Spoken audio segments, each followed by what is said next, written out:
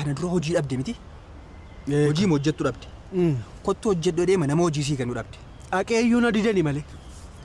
Isatu yeroon isaa hin ga'aan jedhanatu. Maaltu? Hin ga'a yeroon hojii dhabu. Hojii ajaa'ibaa tokkoon qabadhee dhufe. Hojii kana immoo nama itti amanuu ofii koon amanuu dadhabeessitu danda'u jecha. Sin ajaa'ibu! Waa qola qopheessuudha? Lakki! Hojii ati dandeessudha. Siif ta'a hojichi kanaaf jedhee. Hojichi maaloodha? Nama keessumsiisudha kaaffee keessatti. Maaliifin immoo yaade kanaa gara fuulduraatti kaaffee qabaanna hidhee yaade anaafati. Gaafa kaaffee qabaannu hojichi haaraa akkasitti hin taanetti amma jala muuxannoo argachaa deemuu qabda. Baay'ee salphaadha immoo hojichi. Baay'ee masalphaa. Galii gaarii argatta baay'ee salphaadha garuu. Yeroo kaaffee qabaannu ani keessumsiisaan ta'a jechuudha? Lakki. Keessumsiisaatti dabalee hin to'atta sorra keessumsiisa. Haa ta'u. Garuu digirii baratanii keessumsiisuun hin cimu? Keessumaa immoo namni akka koo beekamaan. Digirii qabaatanii calchidhanii taa'uun hin cimu. Hin cimu hirku.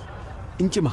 Kanaafi hojiin kun hojii biyya kana ta'ee hojii tuffannaaf malee hojii guddaa hojii kabajamaadha. Biyya kan biraa biyya guddatan keessatti ittiin maatii jiraachisuun siin jedha. Hojii dinqiidha kun. Hojichi immoo baay'ee salphaadha akkatti hojjetamu sittin hima. Baay'ee salphaa. Tole. Wanti sirraa eegamu waan salphaadha. Inni dhufa namni ho'aa moo qabbanaadha. Keessaati moo alaati. Maal ajajamu? Harka akkas gootee gadi jettee kabaja. Maal ajajamu?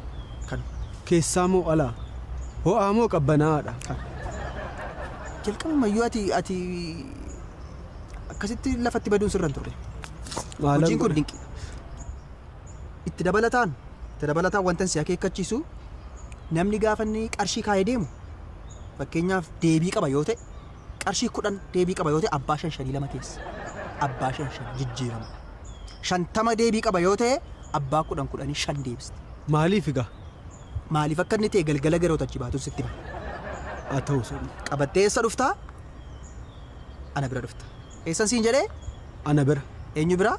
Ana bira. Ana bira. Ana bira.